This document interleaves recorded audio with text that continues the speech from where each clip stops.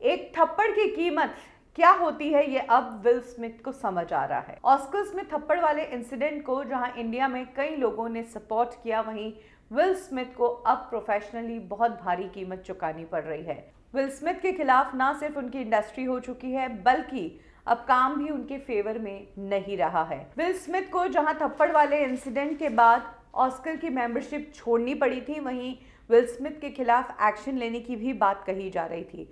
और अब नेटफ्लिक्स का एक प्रोजेक्ट जो विल स्मिथ का आने वाला था, उस प्रोजेक्ट से विल स्मिथ को अलग कर दिया गया है। उनका नेटफ्लिक्स के साथ एक प्रोजेक्ट था फास्ट एंड लूज, जिस पर विल स्मिथ काम कर रहे थे, लेकिन अब नेटफ्लिक्स ने इस प्रोजेक्ट का काम रोक दिया है। कहा जा रहा है कि इस प्रोजेक्ट पर जो डायरेक्टर थे, उन्होंने भी इस काम को छोड़ दिया है। ऐसे में अब क्या ये प्रोजेक्ट वापस शुरू होगा, या विल स्मिथ इस प्रोजेक्ट का हिस्सा कभी नहीं बन पाएंगे, या फिर इस थप्पड़ इंसिडेंट के बाद अब विल स्मिथ के इस प्रोजेक्ट को हमेशा हमेशा के लिए बंद कर दिया गया, ये एक बड़ा सवाल है। हालांकि विल स्मिथ ने थप्पड़ इंसिडेंट के बाद माफ़ी मांगी थी।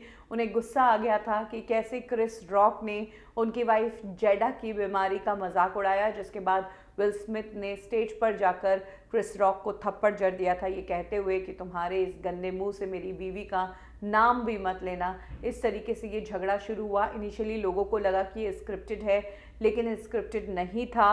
विल स्मिथ का ये रिएक्शन था जिसको कई लोगों ने क्रिटिसाइज़ किया, वहीं कुछ लोगों ने विल स्मिथ की तारीफ भी की। लेकिन अब विल स्मिथ इसकी भारी कीमत चुका रहे हैं। उनकी ब्रांड वैल्यू, मार्केट वैल्यू में ज़बरदस्त गिरावट आई है। तो जहां विल स्मिथ को भारी नुकसान हो रहा है, वहीं क्रिस जो है उनको बहुत प्रॉफिट हो रहा है।